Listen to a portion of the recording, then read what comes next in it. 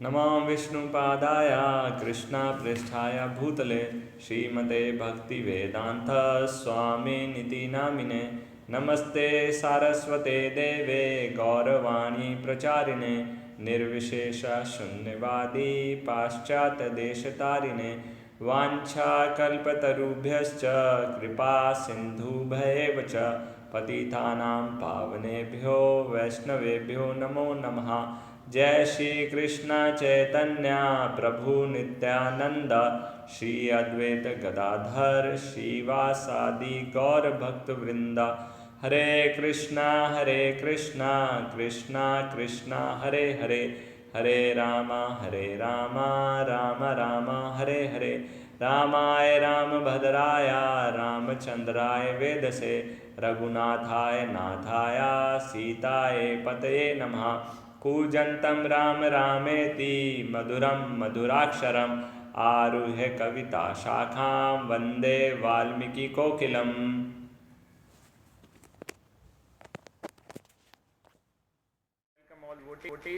Discuss Ram कथा। हम अरण्य कांड पर चर्चा कर रहे हैं। कल हमने देखा था किस प्रकार से रावण जब माता सीता को किडनैप करके ले जा रहा था तो माता सीता जटायु को अपनी मदद के लिए बुलाती हैं और जटायु माता सीता की मदद के लिए आते हैं। हालांकि माता सीता उनसे कह रही थी कि सिर्फ आप मैसेज दे देना, लड़ाई करने मत आना, आप वृद्ध हैं, आप ये युद्ध हार जाएंगे। लेकिन फिर भी जटायु की कंसाइंस यानी चेतना ने अलाउड नहीं किया कि कैसे मेरी पुत्री को कोई उठा कर ले जाए और मैं मूक दर्शक बना रहूं। तो उन्होंने सेवा की अर्जेंसी को समझा, सेवा की इम्पोर्टेंस को समझा और उस सेवा को एग्जीक्यूट किया। रावण के साथ बहुत घमासान युद्ध किया। एक तरीके से रावण को हरा ही दिया था। अगर रावण धोखे से, धूर्तता से उनसे उनकी कमी को नहीं पूछता तो शायद जटायु रावण का षड्यंत्र को विफल कर देते हैं। और रावण ने फिर जटायु को मार डाला। उसके बाद जटायु का वर्णन आता है किस प्रकार से जटायु ने अपने बॉडी, माइंड और वर्ड से एक दास के अनुसार पूरा सेवा किया। ये हमने कल चर्चा किया था। और उसके बाद रावण माता सीता को लेकर जा रहा है। रास्ते में कुछ वानर दिखाई देते हैं। माता सीता कुछ अपने ज्वेल्स उनके पास फेंकती हैं। और फिर हमने वाली और रावण की मित्रता हुई थी, उसके विषय में थोड़ा चर्चा किया था। और अंत में हमने चर्चा किया था कि माता सीता को रावण अशोक वाटिका में रखता है लंका ले जाकर, और माता सीता रावण और उसके बीच में एक घास के तिनके को दीवार या लाइन ऑफ कंट्रोल बनाकर रखती हैं। और इसका क्या हमको समझना चाहिए, इसका क्या सिग्निफिकेंस है ब्लेड ऑफ ग्रास का या घास के तिनके का, वो हमने कल सीखा था। और उसके आगे आज हम चर्चा करेंगे।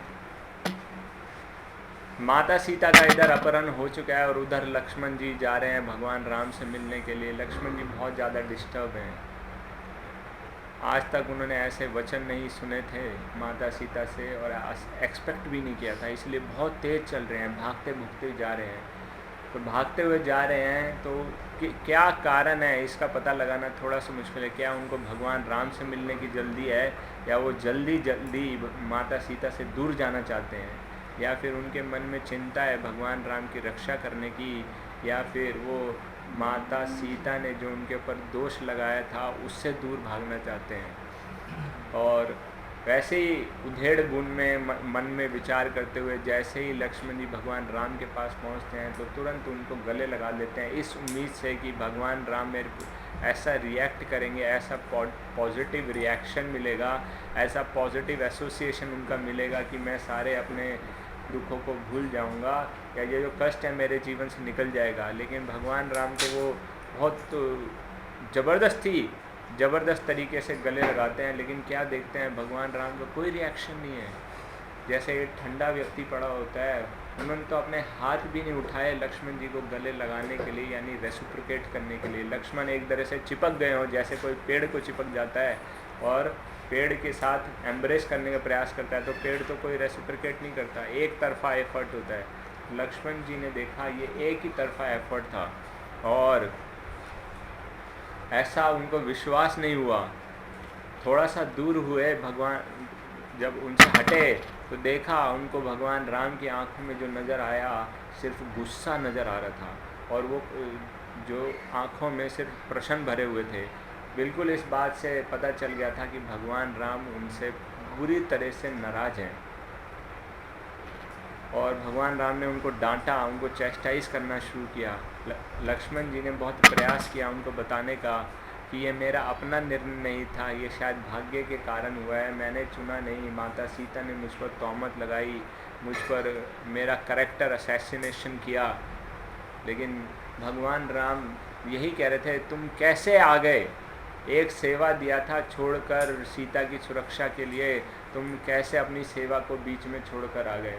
तो भगवान राम ने उनके कॉम्पिटेंस पे डाउट करना शुरू किया कि शायद तुम रक्षा कर नहीं पाते, या क्या कारण हुआ। भगवान राम इस बात से बहुत ज़्यादा चिंता हो गए, उनको सीता की चिंता होने लगी। अब वो कह रहे हैं हमको सीता वहाँ नहीं मिलेगी, वो बहुत बड़ी अनहोनी हो चुकी है, तुम निश्चित रहो इस बात से, अब वो बहुत बड़ी अनहोनी हो चुकी है। और वो कुटिया की तरफ, पंचवटी में कुटिया है, उसकी तरफ भाग रहे हैं तेज। लेकिन रास्ते में लक्ष्मण जी के साथ वही कह रहे हैं कि आपको नहीं आना चाहिए था, बार बार यही कह रहे हैं कि अब हमको जाकर बहुत बड़ा झटका मिलेगा, आप देख लेना। लक्ष्मण जी की स्थिति बहुत ही एक तरीके से दयनीय हो गई। एक व्यक्ति ने उनके कैरेक्टर पर उंगली उठाई, दूसरा व्यक्ति उनके कॉम्पिटेंस पे डाउट कर रहा है।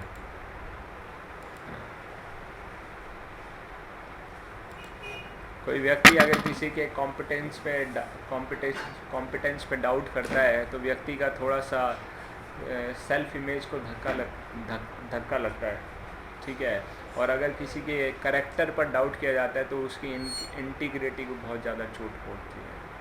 लेकिन अभी लक्ष्मण जी के साथ तो कह सकते हैं दोनों गाल पर एक प्रकार से तमाचे पड़ रहे थे। एक तरफ उनकी इंटीग्रिटी पे उंगली उठाई जा रही थी और दूसरी तरफ उनकी सेल्फ इमेज को हानि पहुंच रही थी। और सबसे बड़ी बात यह है कि यह उन व्यक्तियों के द्वारा किया जा रहा था जिनको वो जीवन में सबसे ज़्यादा प्रेम करते थे, जिनकी उन्होंने बिना किसी इच्छा के सेवा की थी।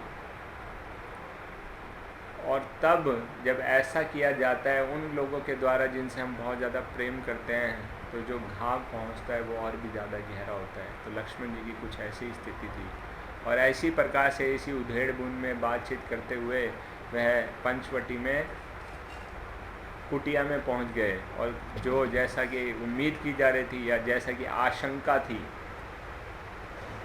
माता सीता वहाँ पर उपस्थित नहीं थी।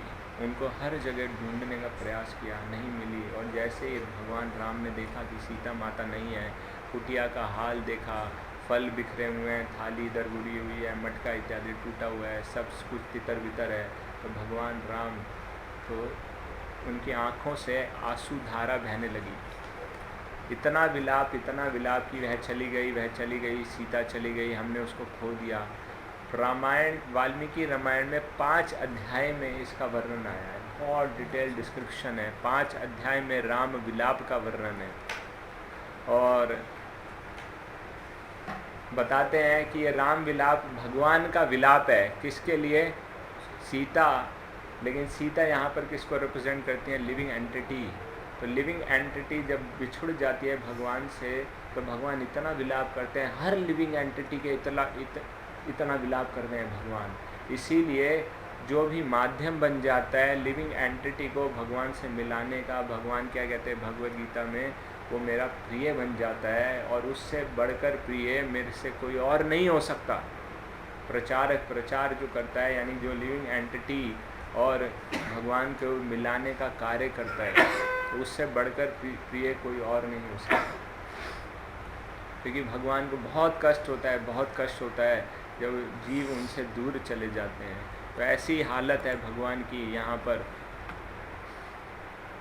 है ना। भगवान राम बार बार ऐसे ही प्रश्न कर रहे हैं, एक तरह से पागल के समान स्थिति हो गई है उनकी। कभी पेड़ों से पूछते हैं, कभी नदी से पूछते हैं, कभी झरनों से पूछते हैं, कभी लताओं से पूछते हैं, कभी शाखाओं से पूछते हैं, कभी जानवरों से पूछते हैं कि कहाँ है सीता, बताओ कहाँ है सीता, क्या तुमने उसको देखा है कि।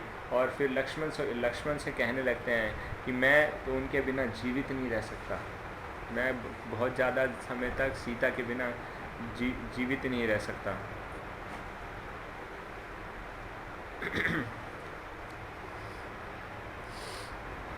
और मैं कैसे अयोध्या वापस जाऊंगा सीता के बिना? यह मुझे लगता है कि किसी राक्षस ने हमारी खुशी को हमसे छीन लिया है। कोई हो सकता है कि बहुत बड़ा राक्षस यहाँ पर आया और सीता को या तो चुरा कर ले गया है, उसका अपहरण कर लिया, या सीता को निगल लिया है उसने, ठीक है। या फिर उन्होंने सोचा कि माता सीता उनके साथ कोई खेल खेल रही हैं। बचपन में खेल खेलते हैं ना, क्या बोलते हैं उसको, हाइड एंड सीक, छुपन छुपाई है। तो ऐसा ही कोई खेल खेल रही हैं माता सीता और थोड़ी देर में आ जाएंगी। लेकिन उनको भगवान राम कह रहे हैं, लेकिन उनको पता होना चाहिए ये उनका मासूम सा दिखने वाला जो खेल है वो हमको कितनी पीड़ा दे रहा है। तो उनको ये खेल नहीं खेलना चाहिए, ये बहुत पीड़ादायक है, बहुत कष्टदायक है।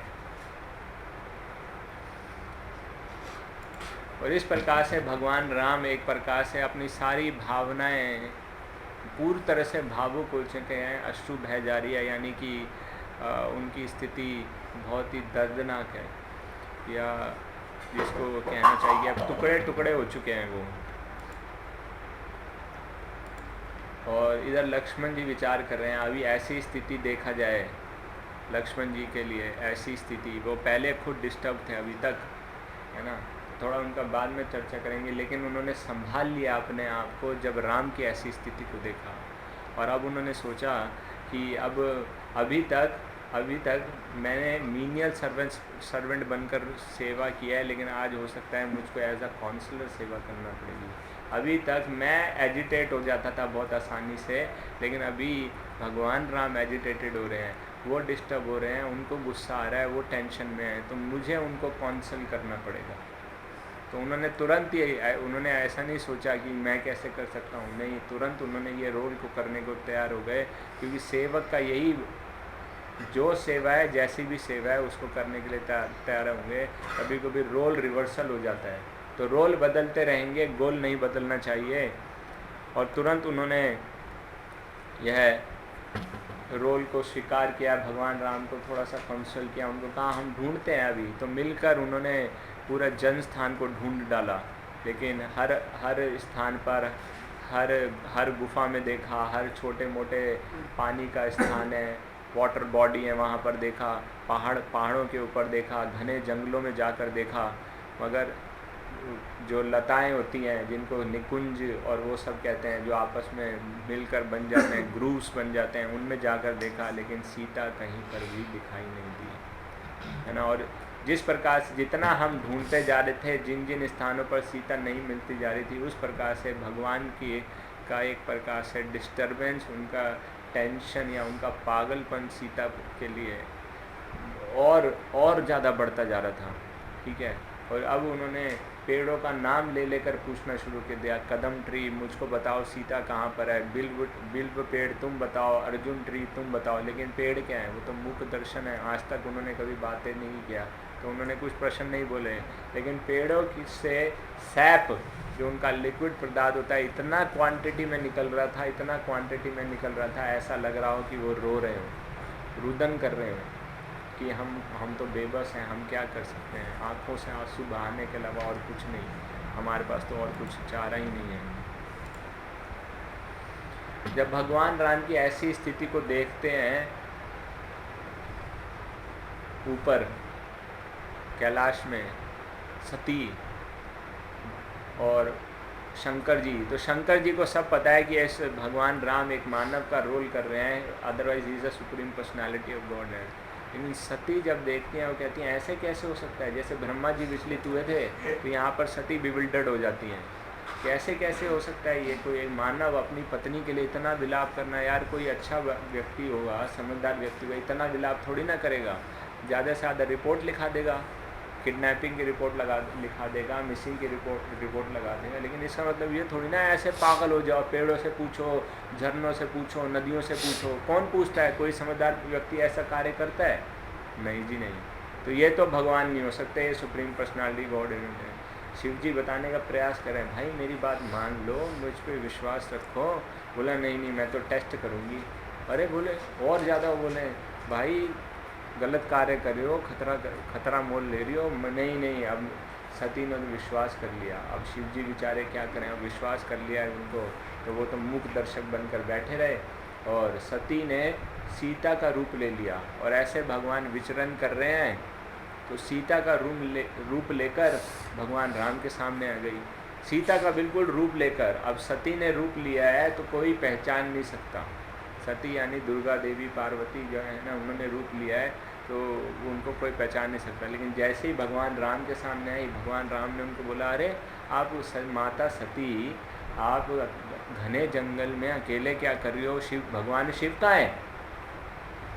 उन्होंने जैसे ये शब्द सुना तो अपना रूप दोबारा देखा। मैं बदल तो नहीं गई, देखा बदली नहीं हूँ, बिल्कुल सीता जैसी हूँ, एक्सटर्नल रूप से सीता जैसी हूँ। लेकिन भगवान तो हृदय के अंदर भी देख लेते हैं, अंदर का रूप भी देख लेते हैं। तो उन्होंने देख लिया और उन्होंने सती को कहा कि आप शिव जी कहाँ हैं, आज वो नहीं आए जंगल में अकेले, कोई विचार है आपका भ्रमण करने का। अब उनको कोई उत्तर देते नहीं बना, उत्तर दे भी क्या। तो कुछ ना बोलते हुए भी बहुत सारे प्रश्नों का उन्होंने उत्तर दे दिया और फिर उस स्थान से चली गई। तो एक तरह से जो टेस्ट करना चाहती थी वो टेस्ट तो सक्सेसफुल रहा, लेकिन वो फेल हो गई कि उनका जो इंटेंशन था चेक करने का। और शिव जी के पास जाती हैं वापस कैलाश में, तो उस वक़्त शिव जी ध्यान मग्न बैठे हुए हैं। ऐसा यहाँ पर ये वर्णन आया है, भागवतम में वर्णन आता है कि पूरा डिटेल उनका टॉक हुआ है ना। भागवतम में ऐसा वर्णन आता है कि डिटेल टॉक हुआ है। कहाँ पर, अभी अपने फादर के घर जाएंगी दक्ष के पास, तो उससे पहले उनका बहुत लंबा चौड़ा बातचीत होता है।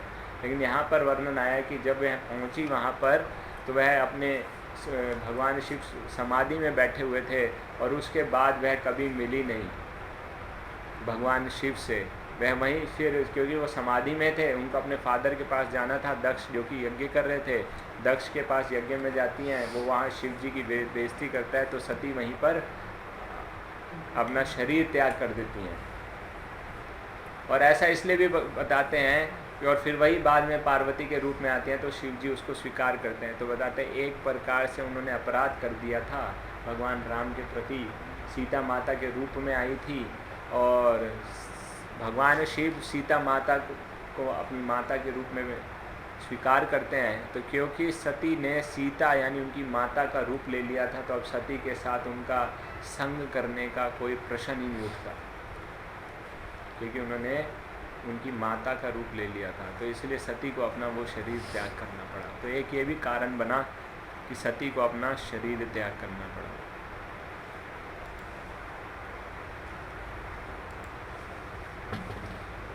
और इस प्रकार से भगवान राम और लक्ष्मण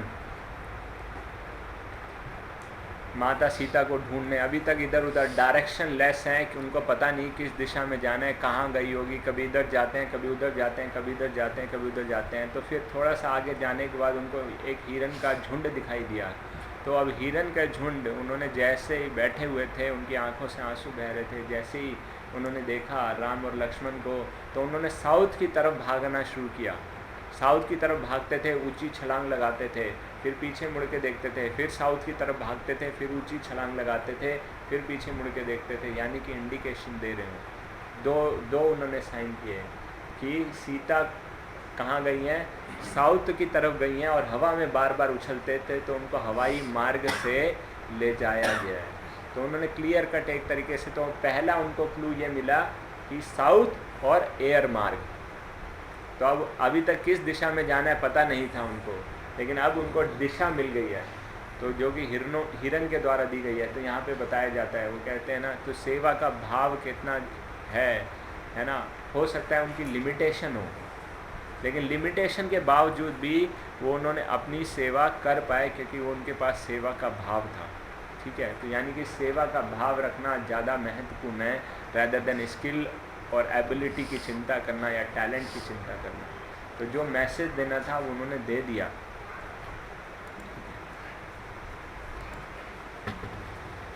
और अब वो साउथ दिशा में ढूंढते हुए जा रहे हैं, लेकिन भगवान राम अभी भी बहुत ज़्यादा डिस्टर्ब हो रहे हैं। डायरेक्शन मिल गई लेकिन बहुत डिस्टर्ब है, क्योंकि सीता का तो कुछ पता नहीं चल पा रहा। तो लक्ष्मण जी भगवान राम को कंसोल करते हैं या उनको एडवाइस देते हैं, उनको बताते हैं कि जिस प्रकार से अगर एक पर्वत को हवा के प्रहार से या हवा के वेग से बहुत ज़्यादा फर्क नहीं पड़ता है, ठीक है, उसी प्रकार से महान व्यक्ति को भी अपने जीवन में आने वाली डुअलिटीज़ या समस्याएं या कष्ट में विचलित नहीं होना चाहिए। जिस प्रकार से पर्वत स्थिर रहता है, विचलित होता है जब उसके हवा का वेग आता है, तो एक महान व्यक्ति को भी ऐसे ही अविचलित रहना चाहिए पर्वत के समान। तो उनको समझाने का प्रयास करते हैं कि उसकी ग्रेटनेस, महान व्यक्ति की ग्रेटनेस तभी पता चलती है।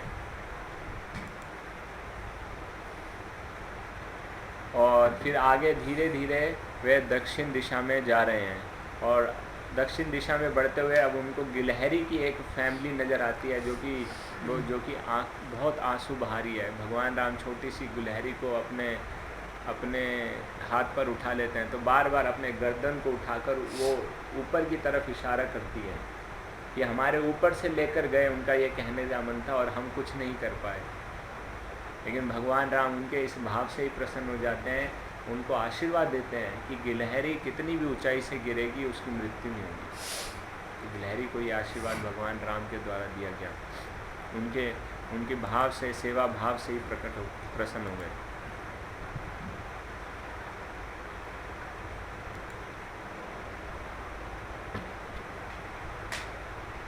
इसके बाद अब जंगल को पार करके पर्वतों की श्रेणी शुरू हो जाती है साउथ दिशा में, जो कि जन स्थान जहाँ पर है। तो अब वो जन स्थान में पर्वतों के बीच में जाकर उनकी वैली के बीच में आ गए। तो ये वैली, पर्वतों की चढ़ाई होती है, उसके बाद जो नीचे का स्थान होता है वो वैली में आ गए। तो वैली में आकर उनको कुछ साइन, कुछ सिंबल दिखाने शुरू किए कि यहाँ पर कुछ ना कुछ बात जरूर हुई है, घटित हुआ है।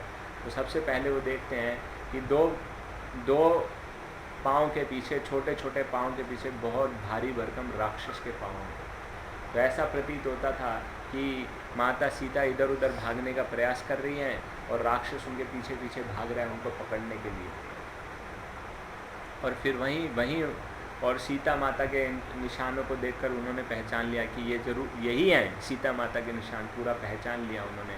उसके बाद उन्होंने वो टूटा हुआ रावण का रथ देखा, उसके मुकुट देखे, उसके टूटा हुआ धनुष बाण देखा, बहुत सारे सोने के टूटे हुए बाण देखे, और फिर मरे हुए 16 घोड़े देखे, वो मरा हुआ सारथी देखा जिसका सर नहीं था।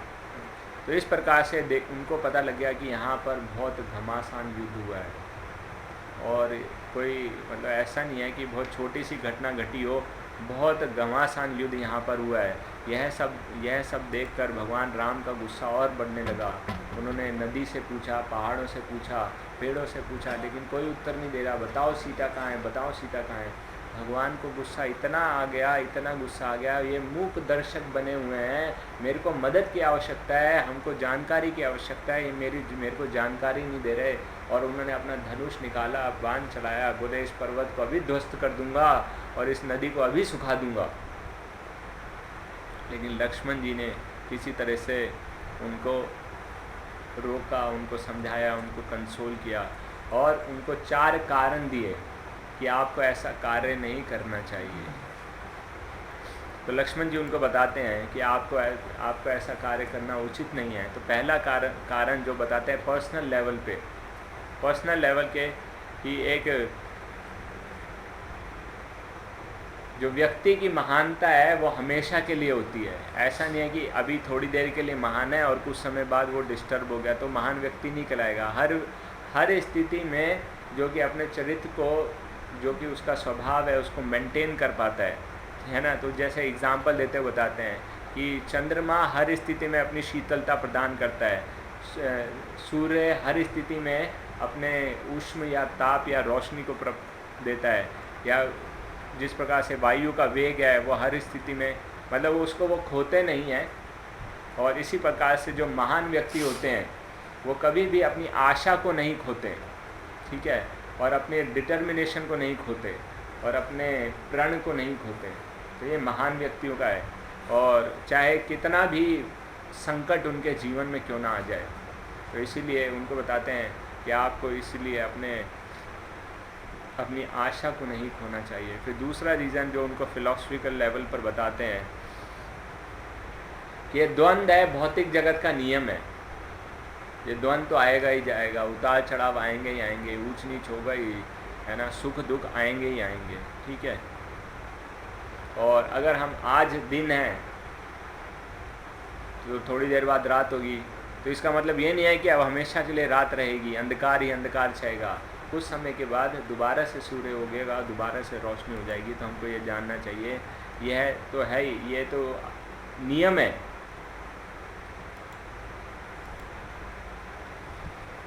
और फिर तीसरा रीज़न जो उनको लॉजिकल लेवल पर देते हुए बताते हैं कि स्थान को देखना चाहिए हमें। अगर हम इसको अच्छे से स्टडी करें, एनालाइज करें, तो एक व्यक्ति ने ये सब किया है। कल्प्रिट कौन है? एक व्यक्ति है। अब एक कल्प्रिट के लिए पूरी की पूरी आर्मी को सज़ा देना, इतने सारे निर्दोष प्राणियों को सज़ा देना उचित नहीं बनता। तो उसको कल्प्रिट को ढूंढना चाहिए और फिर उसको हमको सज़ा देनी चाहिए, ठीक है। और फिर वो उनको उनके कंपैशन का याद दिलाते हैं कि आप तो बहुत कृपालु हैं, सब पर दया करना वाले हैं, कि अभी आपका कंपैशन शायद आपके अपने सीता के प्रति लगाव या स्वार्थ के कारण वो कंपैशन को पूरा ढक लिया गया है, लेकिन आपको उससे बाहर आना होगा। और फिर चौथा बताते हैं कि लेगेसी,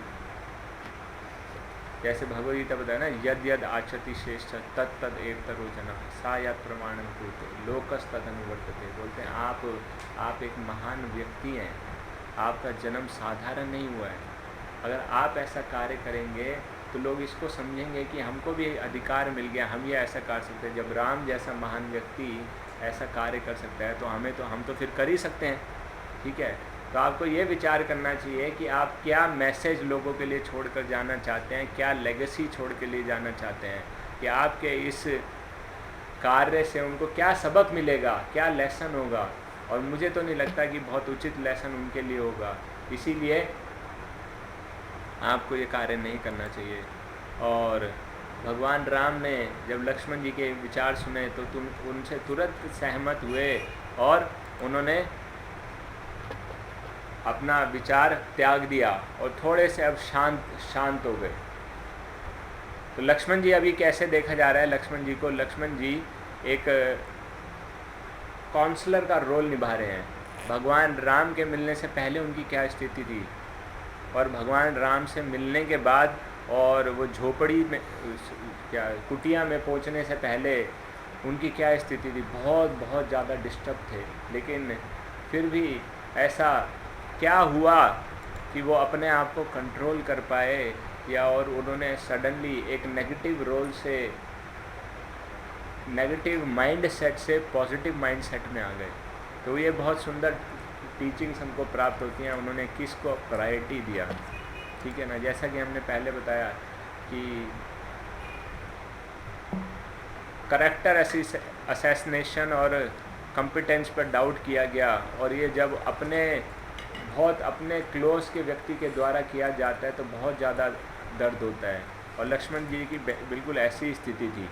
तो अभी लक्ष्मण जी इन दोनों से जूझ रहे हैं, लेकिन व्यक्ति कभी कभी जब उसके साथ ऐसा किया जाता है तो उसके पास दो ऑप्शन होते हैं कि वो ऐसी स्थिति में क्या करे। पहला ऑप्शन होता है रिएक्ट करने का, जो कि बहुत नेचुरल है, बिना सोचे समझे रिएक्ट कर दिया और फिर झगड़ा और बढ़ गया, कन्फ्लिक्ट और बढ़ गए, रिलेशनशिप्स और ज़्यादा हैम्पर हो गए। या फिर दूसरा होता है कि व्यक्ति रिस्पोंड करे, सोच समझ के विचार करके कि क्या उत्तर देना चाहिए, क्या सही है, क्या गलत है। तो लक्ष्मण जी की अगर देखा जाए तो 13 सालों तक एक मीनियल सर्वेंट की तरह उन्होंने सेवा किया, अपना सब कुछ त्याग किया, अपना भोजन भी त्यागा, अपनी नींद भी त्यागी, और सीता राम की सेवा करने के लिए उनकी दिन में सेवा करते थे, रात को प्रोटेक्शन करते थे, ठीक है। मतलब अपने आप को पूरी तरह से झोंक रखा था उनकी सेवा में, फुल एब्जॉर्प्शन के साथ, कोई डाउट नहीं, किसी प्रकार की कोई संशय नहीं और किसी प्रकार की कोई रुकावट नहीं। हर सेवा के लिए तत्पर तैयार रहते थे। ठीक है। और लेकिन यहाँ पर लक्ष्मण जी का एक मैच्योर रूप नज़र आ रहा है कि उन्होंने बहुत मैच्योरिटी से इस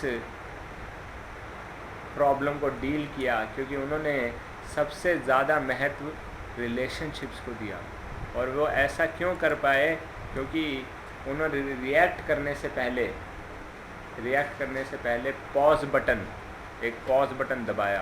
पॉज बटन मतलब कहने का मतलब है उन्होंने अपने आप से कुछ प्रश्न पूछे, और तभी उन प्रश्नों का उत्तर जब उनको मिला तो फिर उनकी सारी समस्या का समाधान हो गया। उन्होंने पहला प्रश्न पूछा कि क्या माता सीता वाकई में सोचती हैं कि मैं चरित्रहीन व्यक्ति हूँ? और दूसरा प्रश्न पूछा, क्या भगवान राम को विश्वास है कि मेरे अंदर कोई शक्ति नहीं है, सामर्थ्य नहीं है, कि मैं माता सीता की रक्षा करने में समर्थ नहीं हूँ? ठीक है। तो फिर उनका उत्तर इनको मिला कि माता सीता की उस समय क्या स्थिति थी, उनका टॉप प्रायोरिटी क्या था, या उनका सबसे बड़ा कंसर्न क्या था? राम की सेफ्टी। तो राम की सेफ्टी के कारण उनका मेरे प्रति ये जो विचार है ना, वो सही विचार ढक गया, और जो भी उनके मन को में आया मेरे को एंटाइस करने के लिए, मेरे को इंस्पायर करने के लिए, मुझे उस स्थान से जाने के लिए, जो भी उनको लगा कि यह इनको यहाँ से जाने के लिए ठीक लगे, इससे ये चले जाएंगे, तो उन्होंने वो शब्द बोल दिए। लेकिन उनके मन में कभी ऐसा भाव नहीं था। और भगवान राम को क्या कंसर्न था? माता सीता की सेफ्टी का कंसर्न था। ठीक है। और इसीलिए उनके लिए टॉप मोस्ट प्रायोरिटी माता सीता की सेफ्टी थी, इसलिए उन्होंने मेरे कॉम्पिटेंस पर डाउट किया। लेकिन जैसे ही ये प्रश्नों का उत्तर लक्ष्मण जी को मिल गया, उनकी अपनी समस्या का समाधान हो गया, और उन्होंने अपना भगवान राम की सेवा को उसी प्रकार से कंटिन्यू करना चालू रखा। और उनके साथ जो उनके मन में विचार आ रहे थे, अब दुख भरे विचार आ रहे थे, उनको पूरी तरह से इग्नोर करना शुरू कर दिया। और जो उनके ऊपर लांछन तोहमत लगाई गई थी या इल्ज़ाम लगाया गया था, उनको पूरी तरह से उन्होंने उनको साइड कर दिया, या उसको पूरी तरह से भूल गए कि ऐसा कुछ हुआ भी था, पूरी तरह से भूल गए। हम अपने जीवन में अगर देखें तो हमारे जीवन में भी हो सकता है प्रैक्टिकल रूप से कई बार ऐसी स्थिति आ जाती है, लेकिन हमारे लिए बहुत मुश्किल हो पाता है। पॉज बटन तो क्या, पॉज बटन दबाना हमारे लिए तो रिमोट कंट्रोल ढूंढना ही मुश्किल होता है। वो रिमोट कंट्रोल है ही कहाँ आखिर, है ना? ठीक है। तो रिमोट कंट्रोल अगर उसकी बात करें तो क्या कारण है कि लक्ष्मण जी ऐसा कर पाए, कि लक्ष्मण जी ने रिएक्ट नहीं किया और रिस्पॉन्ड कर पाए? तो उन्होंने उनके हृदय का ग्रैटिट्यूड था, उनका हृदय जो कि कृतज्ञता से भरा हुआ था, उसके ऊपर विचार किया, और इस कारण से वो रिस्पॉन्ड कर पाए। तो लक्ष्मण जी ने विचार किया कि लगभग 39 साल हो चुके हैं भगवान राम के साथ मुझे रहते हुए, है ना। जब 25 वर्ष के थे तब निकले थे, 13 साल हो चुके हैं, 14वां साल चल रहा था, लगभग 39 साल हो चुके हैं। तब तक भगवान राम ने मेरे जीवन में सिर्फ डिपॉजिट किया है। फिजिकली अगर मेरी सेवा नहीं की होगी तो इमोशनली बहुत डिपॉजिट किया है ना। और माता सीता ने लगभग 25 साल, 12-13 की उम्र में जैसे शादी हुई थी, तो लगभग इतने सालों तक उन्होंने डिपॉजिट किया है। और अब अगर एक बार उन्होंने विड्रॉ कर लिया तो क्या बड़ी बात हो गई, है ना। तो उनके डिपॉजिट के मुकाबले उनका विड्रॉल बहुत छोटा है। ठीक है। और फिर उन्होंने सोचा एक विड्रॉल के ऊपर, सिर्फ एक विड्रॉल के ऊपर इतना लंबा, इतना महत्वपूर्ण संबंध को क्या त्याग देना, क्या छोड़ देना, उसको दांव पर लगाना ठीक है? तो उन्होंने जब यह विचार किया तो उनको उत्तर मिला कि यह बिल्कुल ठीक नहीं है ना। तो ये क्यों कर पाए? क्योंकि हृदय के अंदर ग्रैटिट्यूड था। इसलिए ग्रैटिट्यूड हमको ज़रूर विकसित करना चाहिए। ग्रैटिट्यूड विकसित होता है एप्रिसिएशन से। एप्रिसिएशन मतलब पॉजिटिव क्वालिटीज़ को जब हम देखते हैं, एब्जॉर्व करते हैं, और नेगेटिव क्वालिटीज़ को इग्नोर कर देते हैं। हमारे साथ जनरली उल्टा होता है, नेगेटिव को हवा दी जाती है, पॉजिटिव को दबा दिया जाता है। तो उसके बिल्कुल उल्टा करना है, पॉजिटिव को हवा देनी है और नेगेटिव को दबाना है। और इसीलिए लक्ष्मण जी यहाँ पर लक्ष्मण जी मैच्योर डिसीज़न ले पाए, यानी उन्होंने रिस्पॉन्ड किया और रिएक्ट नहीं किया।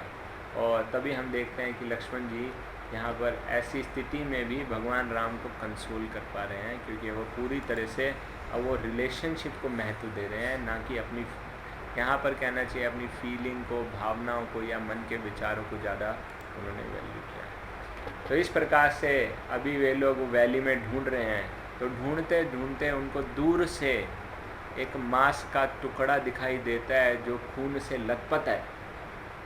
दूर से पता नहीं चल रहा उनको, खून की एक तरीके से धारा बह रही है ना, और है ना, दूर से ऐसा लगता है उनको कि यह कोई राक्षस होगा शायद, और शायद 2 राक्षस होंगे, और दोनों राक्षस सीता को खाना चाहते होंगे। दोनों में युद्ध हो गया, एक राक्षस ने दूसरे राक्षस को मार दिया और दूसरा राक्षस सीता को लेकर चला गया। तो ऐसा विचार कर रहे हैं, इसलिए सतर्क हो जाते हैं, अपने धनुष बाण को चढ़ा लेते हैं। लेकिन जैसे जैसे उसकी तरफ पास जाने लगते हैं, तो पास जाते जाते उनको नजर थोड़ा सा आवाज़ आने लगती है, लेकिन उनका डाउट अभी भी है कि ये राक्षस हो सकता है, राक्षस हो सकता है। तो उनको थोड़ी थोड़ी आवाज़ आ रही है। तो जैसे और पास जाते हैं तो उनसे आवाज़ आती है, थोड़ी क्लियर आवाज़ आती है, आयुष्मान आयुष्मान। और एक शब्द से उनका पूरा का पूरा पर्सपेक्टिव चेंज हो गया। ठीक है, तो वो सोचने लगे जिनको हम राक्षस समझ रहे हैं वो आखिर आशीर्वाद क्यों दे रहा है ना। और इससे वो समझ गए कि ये तो कोई अपना ही है, और पास जाकर उन्होंने देखा, अरे ये तो जटायु है। तुरंत उनके पास गए और है ना, अब उनको ध्यान से देखा और फिर पहचानने के बाद जटायु को अपनी बाहों में ले लिया भगवान राम ने। ठीक है,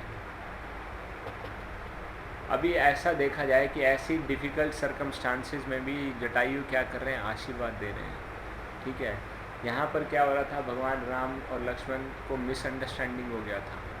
ठीक है, तो मिसअंडरस्टैंडिंग हो गया, कभी कभी गलत शब्दों से मिसअंडरस्टैंडिंग होता है और वो बहुत लंबे समय तक चलता जाता है। लेकिन जटायु ने एक सही शब्द का उच्चारण किया, जिससे कि कह सकते हैं कि इतना लंबा मिसअंडरस्टैंडिंग उन्होंने दूर कर दिया। तो ये शब्दों का चुनाव, गलत शब्दों का चुनाव मिसअंडरस्टैंडिंग क्रिएट कर सकता है, और सही शब्दों का चुनाव मिसअंडरस्टैंडिंग को दूर कर सकता है। तो जटायु ने ऐसी अवस्था में भी सही शब्दों का इस्तेमाल किया, जिससे उनका सारा मिसअंडरस्टैंडिंग, फियर दूर हो गया, है ना। और वे तुरंत जटायु के पास गए, और जटायु अभी उनको आशीर्वाद दे रहे हैं। जटायु उनको कहते हैं कि आपकी आयु लंबी हो, और जो जिस आप औषधि की तलाश कर रहे हैं, है ना, उसको रावण के द्वारा चुरा लिया गया है, और उसी ने मेरा जीवन लिया है। ठीक है, तो ये बहुत धीरे धीरे बात कर रहे हैं।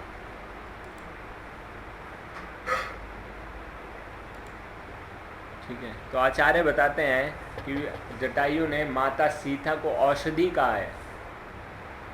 उनको औषधि क्यों कहा, क्योंकि भगवान राम के लिए उनकी जो वियोग का रोग हो गया है, उसके लिए जो मेडिसिन का कार्य है वो माता सीता ही कर सकती हैं, तो इसलिए उनको औषधि कहा। और दूसरा, औषधि लंका के लोगों के लिए भी यह औषधि है। किस प्रकार से, लंका को एक बीमारी हो गई है जिसका नाम है रावण, तो उनको उस बीमारी से छुटकारा दिलाने के लिए वो औषधि पहले ही पहुंच जा चुकी है। और राम क्या है, राम वैद्य के समान है या डॉक्टर के समान है। तो बस औषधि जा चुकी है, अब वैद्य को जाना है और बस उनका इलाज करना है। राम और लक्ष्मण जब जटायु के पास आ गए, तो जटायु पूरा डिटेल में उनको डिस्क्रिप्शन देते हैं कि क्या क्या हुआ, कैसे हुआ, और पूरा उनको बताते हैं कि किस प्रकार से रावण ने माता सीता को किडनैप कर लिया। और ये भी बताते हैं मैंने अपना पूरा प्रयास किया सीता की रक्षा करने के लिए, ठीक है, लेकिन मैं ये कार्य को कर नहीं पाया। और फिर ये भी बताते हैं कि मैंने क्यों, हालांकि माता सीता तो मुझे कह रही थी सिर्फ मैसेज देने के लिए, मैंने क्यों कार्य किया। तो बताते हैं कि एक तो मेरी चेतना ने मुझको अलाउड नहीं किया कि मैं बैठा रहूं, मूक दर्शन बना रहूं और सीता माता को ले जाए। और दूसरा कि रावण ने ये पूरा षड्यंत्र बहुत चालाकी से रचा है और मारीच को भेजा और उसने मुहूर्त का भी चयन किया था, कौन से मुहूर्त में किडनैपिंग करना सफल रहेगा। तो बताते हैं कि जिस मुहूर्त में रावण ने सीता माता को किडनैप किया वो था विंदा मुहूर्त। तो इसमें अगर मतलब इसमें किसी व्यक्ति की कोई चीज़ खो जाती है तो उसके बाद कभी वापस नहीं आती। तो यानी कि अगर उस मुहूर्त में रावण ले जाता तो फिर राम को सीता कभी नहीं मिलती। लेकिन जटायु ने रावण के साथ युद्ध किया और उस मुहूर्त को डिले किया, और जब इतनी देर युद्ध करते रहे जब मुहूर्त बदल गया, और जिस मुहूर्त में एक्चुअली रावण सीता को लेकर गया वो पुनर्वासु मुहूर्त था। तो पुनर्वासु में मुहूर्त का मतलब होता है कि चीज़ जिसकी खो गई है वो उसके पास वापस आएगी ही आएगी, ठीक है। तो इसलिए बोले ये काम तो मैं कर पाया। और मतलब अगर ये देखा जाए कि रावण की जो चालाकी है, धूर्तता है, वो जटायु के बलिदान के आगे हार मान गई। जटायु के बलिदान से उसकी धूर्तता एक तरह से अब उसके सामने झुक गई। और जैसा हमने कल भी चर्चा किया था, तो अब जटायु ने अपनी आखिरी सेवा भी पूरी की। उन्होंने जो सीता माता ने इंस्ट्रक्शन दिया था वो मैसेज उन्होंने डिलीवर कर दिया। तो जटायु से जो एक्सपेक्टेड था उन्होंने वो तो किया ही, उससे एक्स्ट्रा किया। तो एक्स्ट्रा करने के चक्कर में जो एक्सपेक्टेड है उसको नहीं छोड़ना चाहिए, ये ज़रूर हमको याद रखना है। एक्स्ट्रा हम कर सकते हैं लेकिन जो एक्सपेक्टेड है एटलीस्ट उतना तो करना चाहिए, उतना तो करना ही करना है। उसके बाद जितना भी एक्स्ट्रा करेंगे वो बोनस है, ठीक है। तो बोनस होता है ना, बोनस, तो जब बोनस मिलता है तो इसका मतलब ये थोड़ी ना कि सैलरी छोड़कर आ जाते हैं, है ना। तो उसको नहीं छोड़ना चाहिए। और जिस प्रकार से दशरथ महाराज ने जटायु के साथ वादा किया था कि मैं अपना पुत्र आपको सौंप दूंगा, तो अगर देखा जाए तो अब वो एक तरीके से घड़ी आ चुकी थी। राम दशरथ के लिए तो उपस्थित नहीं थे लेकिन वो जटायु के लिए उपस्थित थे। जटायु ने भगवान श्री राम के हाथों में अपना शरीर का त्याग किया और फिर भगवान ने पूरे विधिवत जटायु के शरीर को अग्नि दी। वो दशरथ के लिए तो नहीं कर पाए, लेकिन जैसा एक पुत्र अपने पिता के लिए करता है उन्होंने वो किया, ठीक है।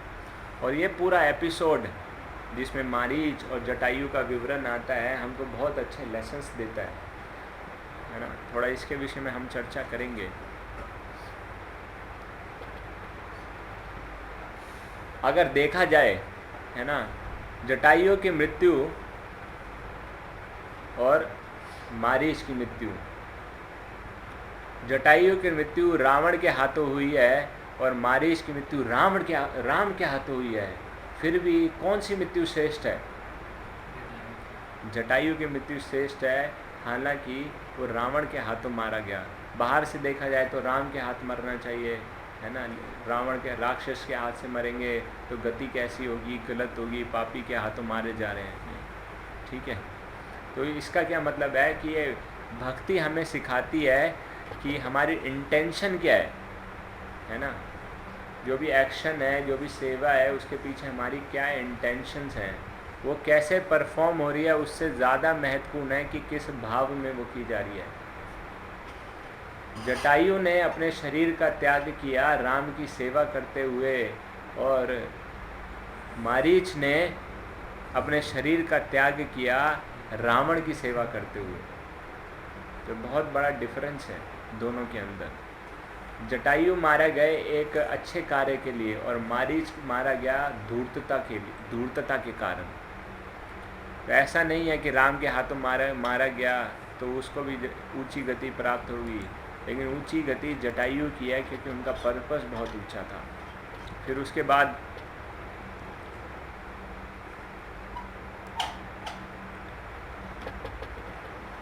मारीच रावण की सेवा कर रहे थे। अगर मान लिया जाए, है ना, कि उन्होंने राम के हाथ मरना स्वीकार कर लिया, अगर ऐसा ही था राम के हाथ मरते, लेकिन बाद में मरते मरते जो उसने धोखे से राम के नाम सीता और लक्ष्मण के नामों का उच्चारण किया, तो इसका क्या मतलब है? मरते मरते भी वो रावण की ही सेवा कर रहा था। अगर मरते वक्त वो राम के नामों का उच्चारण कर लेता तो कितनी ऊंची स्थिति हो जाती, लेकिन उसने ऐसा नहीं किया। मरते हुए सीता और लक्ष्मण बोला, यानी उसका क्या इंटेंशन था कि अपनी चाल को तो सही कर लूँ, रावण की आखिरी सेवा तो कर दूँ, ठीक है। लेकिन जटायु मरते वक्त उन्होंने क्या शब्द बोले? जो सीता माता ने सेवा दिया था वो शब्दों का इस्तेमाल करके मैसेज दिया, भगवान की सेवा को पूर्ण किया और राम के नामों का उच्चारण करते हुए अपने शरीर का त्याग किया। तो यानी जो शब्दों का उच्चारण किया उससे भी उनके सेवा भाव का पता चल रहा है, ठीक है। और फिर मारीच ने एक साधु के तो वस्त्र पहन लिए थे, लेकिन कोई ट्रेनिंग नहीं लिया था कि एक साधु का कैसे व्यवहार होना चाहिए। तो सिर्फ कपड़े पहन लेने से वो साधु का व्यवहार नहीं कर पाया, ठीक है। और उसने फिर भी अपनी धोखा देने की प्रवृत्ति को बनाए रखा, ठीक है। लेकिन जटायु रावण के हाथ मारे जाने के बावजूद भी उन्होंने भगवान राम की सेवा के अपने पर्पस को, अपने इंटेंशन को कायम रखा और कभी भी उससे नहीं भटके, भगवान की सेवा के मार्ग से नहीं भटके, ठीक है। और अगर अंत में देखा जाए तो मारीच ने भी त्याग किया और जटायु ने भी त्याग किया।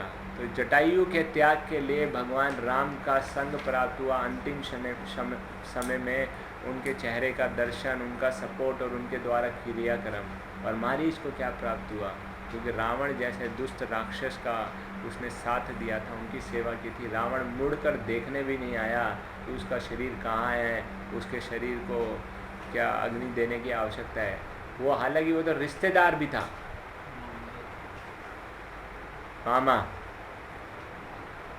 मामा। और जटायु अगर देखा जाए तो कोई स्पीशीज भी अलग है, कोई रिलेशनशिप भी नहीं है, ठीक है। तो ये ज़्यादा महत्व नहीं रखता, क्योंकि रिलेशनशिप उन्होंने इस्टेब्लिश कर दिया, क्योंकि वह जो अपने पिता के लिए नहीं कर सके भगवान राम ने उनके लिए कर दिया, और यानी कि पिता जैसा संबंध उनके साथ स्थापित कर लिया।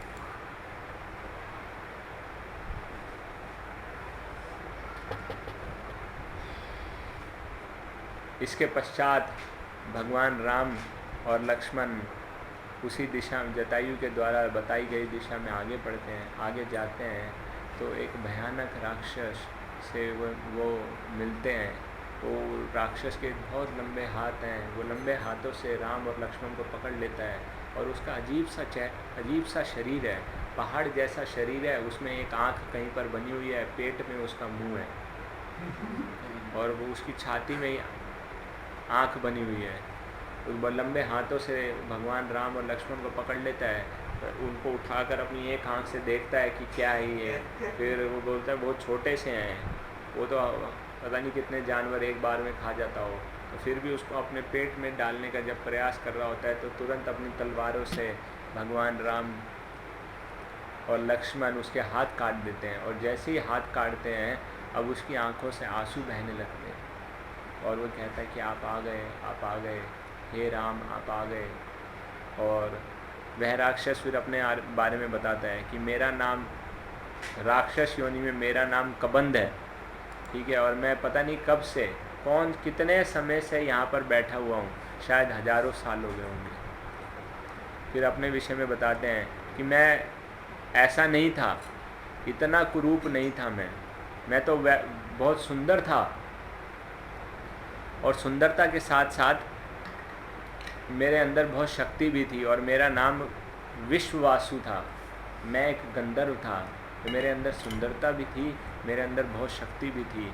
और बताते हैं सुंदरता और शक्ति से जब आपस में मिल जाते हैं तो किसका जन्म होता है? बोलते हैं अहंकार का जन्म होता है। और उस अहंकार के कारण लोगों का मजाक उड़ाना, लोगों का के साथ उनको क्रिटिसाइज़ करना, लेग पुलिंग करना, जोक क्रैक करना, ये सब मेरे को बहुत अच्छा लगता था। और उनको इसको ऐसा करके लोगों का मजाक बनाकर मुझको बहुत आनंद आता था।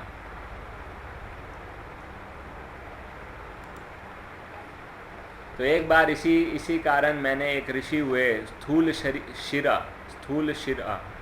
उनके साथ मैंने थोड़ा सा मजाक किया, राक्षस के रूप में उनको डराने का प्रयास किया। वो डरे तो नहीं, उल्टा मुझको शाप दे दिया, और उस कारण से मेरे को राक्षस का रूप लेना पड़ा। फिर मैंने उनसे विनती की, प्रार्थना की, तो उन्होंने कहा कि राम आएंगे और तुम्हारा उद्धार करेंगे। बोले इतना ही नहीं है ना, कि उसके बावजूद भी मैं अपनी आदतों से बाज नहीं आया। ब्रह्मा जी से मुझको लंबी उम्र का वरदान मिल गया, तो मैंने और अपने अत्याचार और बढ़ा दिए। तो इंद्र ने तब मेरी ऐसी हालत बना दी कि मेरे ऊपर से वज्र का प्रहार किया, तो मेरा जो सर है वो मेरे पेट में घुसा दिया, मेरी टांगें मेरे पेट में घुसा दी। लेकिन मैंने जब उससे प्रार्थना की तो उसने एक आँख यहाँ छाती में बना दी, मेरा मुंह पेट में ही बना दिया, और बस मैं इसी से खाता हूँ, और मेरे को लंबे लंबे हाथ दे दिए। लेकिन अब आपकी कृपा से मेरा उद्धार हो गया है, हो जाएगा। तो आपको आपकी पत्नी के विषय में, माता सीता के विषय में बताऊंगा। लेकिन अभी क्या करो, पहले गड्ढा खोदो और मुझे उसमें दफना दो, और तब मेरे को अपना असली रूप प्राप्त हो जाएगा। तो उसको पहले चिंता हो रही है कि अपनी काम की न्यूज़ सुन के ये आगे ना चले जाएं, मुझको धोखा ना दे दें, इसलिए बोला पहले मेरा उद्धार करो फिर न्यूज़ दूंगा। ठीक है, तो वो ट्रस्ट नहीं कर पा रहे थे भगवान राम को, इसलिए भगवान राम की सेवा उन्होंने अपना उद्धार होने के बाद की। और इसके बाद जब उनके गड्ढा खोदा गया लक्ष्मण जी के द्वारा और उसमें उनको डाला गया, तो वे वापस अपने सुंदर रूप में आ गए। तो सुंदर रूप में आने के बाद वो बताते हैं कि आपके समान ही एक ऐसा व्यक्ति है, मतलब आपके समान कष्ट भोगने वाला एक व्यक्ति है, वो भी जंगलों में दर दर भटक रहा है, और उसकी वाइफ भी एक तरीके से किडनैप हो गई है, और उसका नाम है सुग्रीव। जंगलों में भटक रहा है और उसकी वाइफ उससे अलग हो चुकी है, और देखने में वो उन मनुष्य जैसे लगते हैं या नहीं लगते, इसलिए उनको वानर कहा जाता है कि मनुष्य हैं या नहीं हैं, वानर हैं कि नहीं हैं, नर हैं या नहीं हैं। वे आपकी मदद करेंगे। उनका नाम है सुग्रीव, जो कि ऋषि मुख पर्वत पर रहते हैं। तो उनसे मिलने के लिए आप यहाँ से वेस्ट पश्चिम दिशा में चले जाइए, यहाँ से पश्चिम दिशा में चले जाइए। वहाँ पर पंपा सरोवर नाम की एक झील है या लेक है, जो कि ऋषि मुख पर्वत के बॉटम पर है। सारे के सभी वानर जो आपकी मदद कर सकते हैं, अपनी प्यास बुझाने के लिए पंपा सरोवर पर आते हैं। वहाँ पर आपकी उनसे मुलाकात हो सकती है, तो आप वहाँ पर जाइए, उनसे मिलिए। और जब आप पंपा सरोवर जाएंगे तो वहाँ पर मतंग मुनि का आश्रम भी है, आप उस आश्रम में जरूर जाइएगी, आप उस आश्रम में ज़रूर जाइएगा। उस आश्रम में एक सरप्राइज़, क्या बोलते हैं, सरप्राइज़ आपका वेट कर रहा है, तो वो आप उस आश्रम में ज़रूर जाइएगा। तो इस प्रकार से विश्वास यह डायरेक्शंस भगवान राम को देकर उस स्थान से चला जाता है, और भगवान राम आगे बढ़ते हैं अब पंपा सरोवर की ओर। तो पंपा सरोवर पर पहुंचकर मतंग मुनि के आश्रम में क्या सरप्राइज़ है उनके लिए, क्या वो वानरों से भेंट कर पाएंगे नहीं कर पाएंगे, इसकी चर्चा कल करेंगे। Hare Krishna. Any question, doubt, clarification? दूसरा पानी दे दो।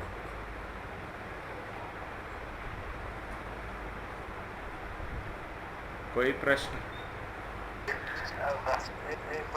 जैसे ये लक्ष्मण को जो जैसे मदर सीता ने भी मतलब उन्होंने सेवा की और आश्रम बोले, और रामचंद्र की भी सेवा करी और मतलब उन्होंने चैस्टाइज किया। तो मतलब इस रिलेशन में मेरे को एक और पास्टिंग याद आता था जी, नित्यानंद प्रभु और शिवानंद से यस यस, वो भी ऑलमोस्ट सिमिलर केस था। तो मतलब ये मतलब उस जो जैसे आपने वो बताया कि जो आपने पर्सपेक्टिव बताया कि क्या उनके अंदर ऐसा भाव है एक्सेट्रा, तो मतलब प्रैक्टिकल अगर मतलब ऐसा कुछ सिनेरियो होता तो प्रैक्टिकल लेवल मतलब इस मतलब मैं जस्ट चेक करना चाहता हूँ और क्या प्रैक्टिकल कर सकते हैं ऐसे सिचुएशन। अच्छा प्रश्न है आपका। इनका प्रश्न है जो हमने लक्ष्मण जी के प्रोस्पेक्टिव के उससे डिस्कस किया कि कैसे वो रिस्पॉन्ड कर पाए और रिएक्ट नहीं किया, तो हम इसको कैसे विकसित कर सकते हैं। इसी तरह से हम देखते हैं कि शिवानंद सेन को भी चेस्टाइज किया था नित्यानंद प्रभु के द्वारा, लेकिन उन्होंने अपनी सर्विस को डिसकंटिन्यू नहीं किया, छोड़ के नहीं चले गए। तो इसका उत्तर है प्रभु जी, ग्रैटिट्यूड विकसित करना होगा हमको, और ग्रैटिट्यूड विकसित होता है एप्रिसिएशन से। एप्रिसिएशंस के लिए हर छोटे से छोटे गुण, छोटी से छोटी क्वालिटी, छोटी से छोटी सेवा को हमको एप्रिशिएट करना होगा। अगर हम उसको भूल जाते हैं, हम याद नहीं रख पाते, तो एक ग्रैटिट्यूड डायरी मेंटेन कर सकते हैं, उनको डेली लिखें कि आज इस व्यक्ति ने ये अच्छा किया, मेरे प्रति अच्छा किया, वो भी अच्छी बात है, उसने मिशन के लिए क्या अच्छा किया, वो भी अच्छी बात है, वो भी लिख सकते हैं। किसी और के लिए क्या अच्छा किया, वो भी अच्छी बात है। कॉमन क्या अच्छा किया, वो भी लिख सकते हैं। कुछ भी अच्छी क्वालिटी, या है ना, चाहे उन्होंने अच्छा गाया, अच्छा खाया, अच्छा पकाया, या अच्छी सेवा की, कुछ भी छोटी से छोटी सेवा भी हो सकती है, ये हमको बहुत काम आएगी, है ना। तो ये एप्रिसिएशन, जब एप्रिसिएशन हम भर जाएगा, जैसे बोलते हैं हमारा मन है ना, वो अगर मान लीजिए एक कंटेनर के समान है, तो अगर उसमें एप्रिसिएशन भर जाएगा तो फिर नेगेटिव थॉट्स नहीं रहेंगी, है ना। तो और एप्रिसिएशन भरते जाएं, नेगेटिव थॉट्स धीरे धीरे कम होती चली जाएंगी। इसके लिए क्या कर सकते हैं, ऐसा नहीं है कि एक दो व्यक्ति को ही देखें, हर एक व्यक्ति को देख सकते हैं जो भी हमारे साथ रहते हैं। और इसीलिए अगर देखा जाए तो प्रभुपाद जी की व्यास पूजा इत्यादि, उनका ग्लोरिफिकेशन इत्यादि इसीलिए करते हैं ताकि उनके प्रति हमारा ग्रैटिट्यूड और विकसित हो, ठीक है। और जैसे बताते हैं कि catch them doing right things, हर व्यक्ति को ये देखना चाहिए कि उन्होंने सही कार्य क्या किया, रैदर देन फोकसिंग ऑन उनके नेगेटिव पॉइंट को देखें। नेगेटिव को इग्नोर करते रहना चाहिए। मैं ये नहीं कह रहा हूँ कि अगर वो बात हद से निकल जाए, पानी सर से निकल जाए, अपनी लिमिट क्रॉस हो जाए, तब भी हम उसके प्रति इन दोनों को अलग अलग देखना चाहिए कि नेगेटिव है तो अगर उसको टैकल करने की आवश्यकता है तो उसको भी टैकल करेंगे अगर है, लेकिन पॉजिटिव है तो उसको जैसे डील करना है उसको भी करेंगे, लेकिन सिर्फ उसकी तरफ ही फंस नहीं जाना चाहिए। ये इसलिए कहा जा रहा है कि छोटे मोटे होते हैं तो उनको भूल जाना चाहिए, लेकिन कोई और बहुत बड़ा है, अगर कोई बहुत बड़ा ऐसा कोई हमें आता है तो उसके प्रति हम ज़रूर उसको डील कर सकते हैं।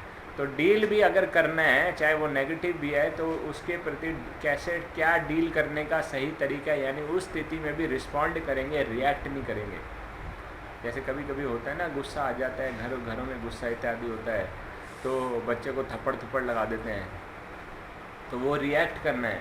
लेकिन गलती करने पर उससे पहले बात किया जाए कि आपने ऐसा क्यों किया, फिर उसके अनुसार रिस्पॉन्ड किया जाए कि गलती है उसकी, उसको सबक भी सिखाना है तो थोड़ी देर के लिए उसको कमरे में बंद कर सकते हैं, लेकिन बिना कुछ जाने पूछे ही थप्पड़ मार दिया तो अब उसके मन में भय का भाव ज़्यादा विकसित हो जाएगा। तो रिएक्ट करने को कभी भी क्या कहते हैं कि प्रमोट नहीं कर रहे हम, हमेशा रिस्पॉन्ड करना है। तो रिस्पॉन्ड करने का तरीका ज़रूर अलग अलग हो सकता है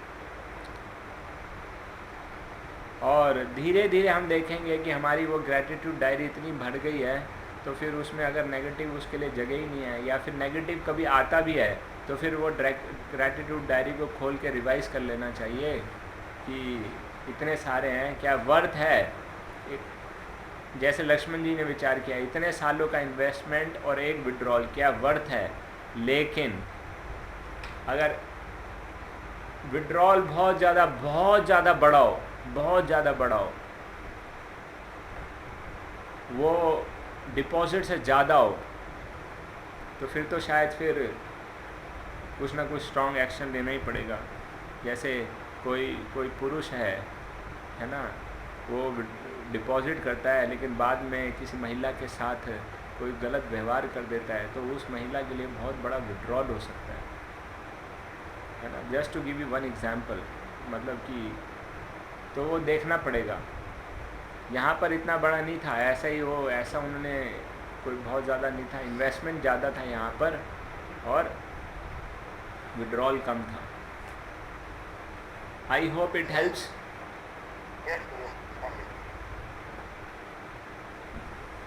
any other question? Hare Krishna Prabhu ji. Yes Prabhu ji. Prabhu ji जैसे कि ऐसे ही है कि दो पास्ट से रिलेटेड क्वेश्चन है, जैसे प्रभु जी ने पूछा कि अभी हम देख रहे हैं कि लक्ष्मण जी ने लॉर्ड राम को गाइड किया, काउंसलिंग किया, ऐसे सिचुएशन आ गई। और एक बारी पास टाइम आता है कि जब सनातन गोस्वामी को एक जूनियर डिवोटी होते हैं और सनातन गोस्वामी जी सोच रहे होते हैं वृंदावन जाने का, मुझे एग्जैक्टली वो पास टाइम याद नहीं है, लेकिन चैतन्य महाप्रभु को बहुत गुस्सा आता है कि ये कल का छोकरा जगदानंद पंडित जी। तो दोनों मतलब कि अलग अलग कि दोनों भाई स्थिति तो देखो, इंटेंसिटी तो देखो सिचुएशन की। इंटेंसिटी बहुत ज़्यादा फ़र्क है। और उस समय वहाँ पर उनके सीनियर भी उपस्थित थे, स्वरूप दामोदर भी उपस्थित थे, चैतन्य महाप्रभु भी उपस्थित थे। और सीनियर की प्रेजेंस में गाइड करना किसी और को या गुरु की उपस्थिति में गुरु के शिष्य को गाइड करना यह अहंकार का लक्षण है। इसलिए चैतन्य महाप्रभु ने उनको अच्छे से चेस्टाइज किया और उन्हीं को भगा दिया एक तरीके से। ओके। तो गुरु भगवान और गुरु की उपस्थिति में वो उनको सलाह देने का प्रयास कर रहे थे। पहले तो उनकी सेवा नहीं थी, दूसरा उनका अधिकार नहीं था और उनकी क्वालिफिकेशन भी नहीं थी। एक तरीके से अगर देखा जाए तो सनातन गोस्वामी को गाइड करने की। लेकिन यहाँ पर लक्ष्मण जी तो अकेले हैं, इंटेंसिटी बहुत हाई है ना। और लक्ष्मण जी स्वयं विष्णु तत्व हैं, तो बहुत फर्क है। लक्ष्मण जी को गुरु का रिप्रेजेंटेटिव बताया जाता है, मतलब सॉरी गुरु तत्व हैं लक्ष्मण जी, रिप्रेजेंटेटिव कहना उतना सही नहीं है, गुरु तत्व हैं।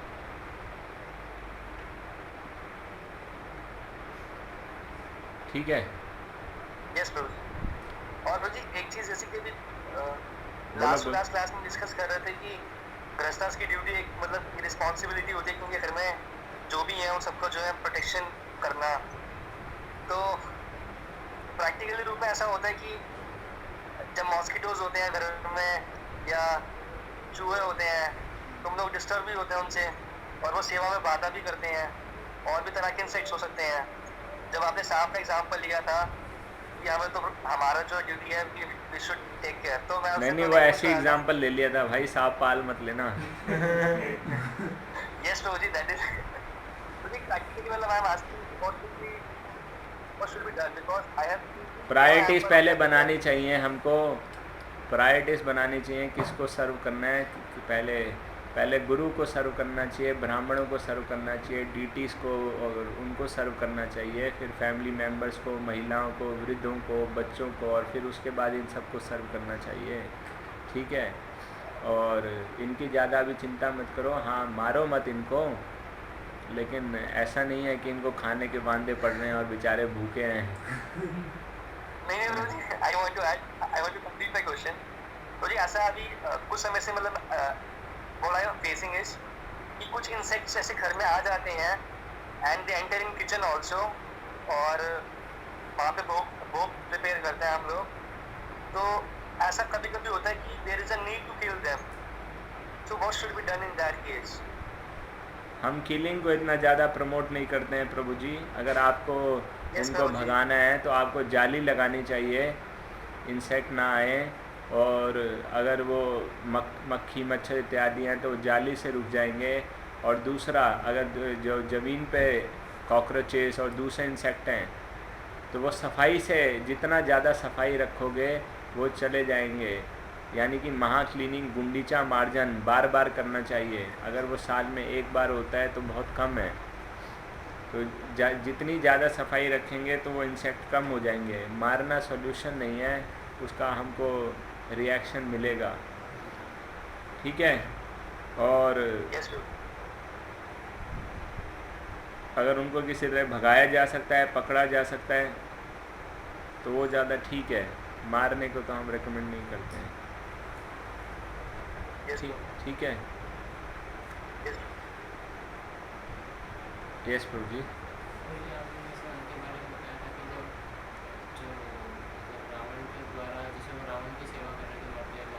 हरीश, लेकिन उन्होंने सीता जी और लक्ष्मण जी का नाम लिया था, तो उनको जो है नाम लिया है, ठीक बात है, कुछ फल जरूर प्राप्त हो जाएगा, लेकिन इंटेंशन क्या था?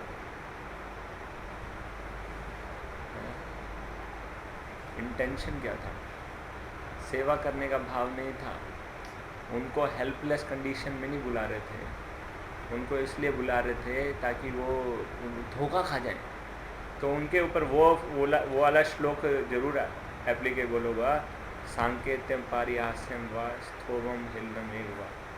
वो ठीक है, उनको कुछ ना कुछ लाभ जरूर प्राप्त होगा, लेकिन वो शुद्ध नाम नहीं है ना, तो उनको भगवत प्रेम प्राप्त नहीं होगा या उनको ऊंची गति प्राप्त नहीं होगी। कुछ ना कुछ लाभ जरूर प्राप्त होगा। जैसे अजामिल ने जब नाम लिया तो अजामिल को प्रेम प्राप्त नहीं हो गया, हाँ दूसरा मौका जरूर मिल गया, और फिर उन्होंने किया और फिर उनका उद्धार हुआ। ठीक है, तो लाभ होगा, ऐसा कोई बात नहीं है कि, लेकिन इंटेंशन ठीक नहीं था। जब इंटेंशन ठीक होता है तो तब पूरा बेनिफिट मिल पाता है ना। तो शुद्ध भक्ति की क्या परिभाषा है? अन्य अभिलाषिता शून्यम ज्ञान कर्मादि अनावृतम अनुकूलेन कृष्ण अनुशीलनम भक्तिरुत्तमा। अनुकूलेन कृष्ण अनुशीलनम, फेवरेबल भी होनी चाहिए और प्लीजिंग भी होनी चाहिए, है ना। तो यहाँ पर फेवरेबल भी नहीं है और प्लीजिंग भी नहीं है, फिर भी कुछ लाभ प्राप्त होगा। ये तो हराम बोलते हैं तो प्राप्त हो जाता है, ये तो सीता और लक्ष्मण का डायरेक्ट नाम है, तो क्यों प्राप्त नहीं होगा? होगा, लेकिन उतना नहीं होगा जितनी जो गति जटायु को प्राप्त हो गई, उससे तो तुलना भी नहीं की जा सकती है। वो अंश मात्र कुछ प्राप्त भी हो जाता है। ठीक है, so let's wind up here. Hare Krishna. Jagat Guru Sheel Prabhupada की Nitai Gaur Premanande. And today we have completed our Aranya Kand, है ना। सो टुमारो विल बी नहीं, अभी एक दिन रह गया। ठीक है, अभी एक क्लास और रह गई है अरण्य कांड में। शबरी जी से मुलाकात होगी, फिर उसके आगे है ना मतंग मुनि के आश्रम में जाएंगे। हरे कृष्ण।